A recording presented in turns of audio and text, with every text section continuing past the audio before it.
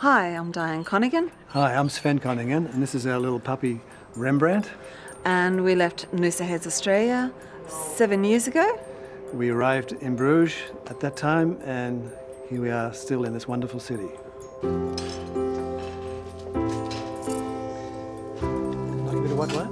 Cheers. A drop?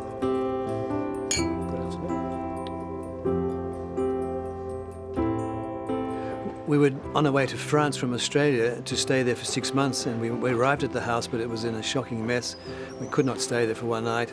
We then left, and we arrived in Ghent, and thinking we'd have a look at the Grafenstein, and we couldn't find it, so we came to Bruges.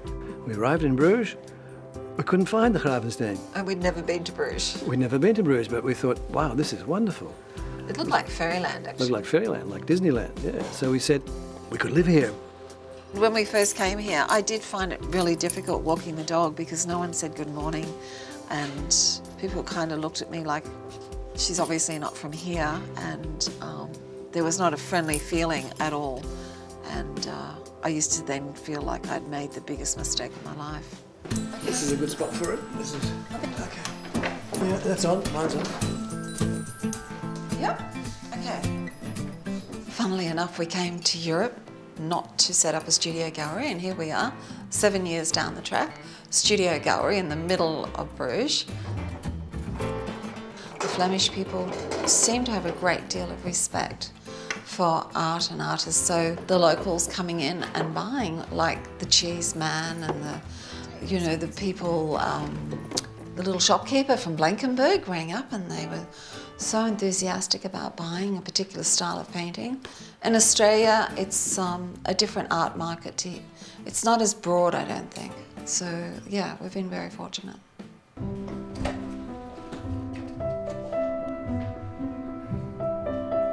In mijn jeugd heb ik in Amsterdam gewoond. Mijn vader was een Amsterdammer, Nederlander. Mijn moeder was Noors.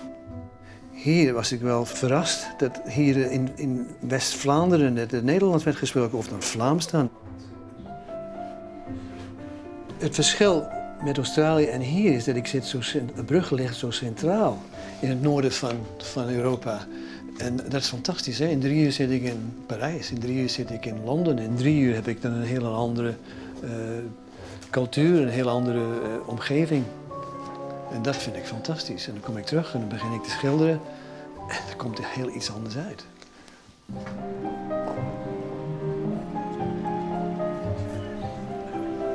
We go walking in Old St. Jan's Orchard. It's one of our favourite places.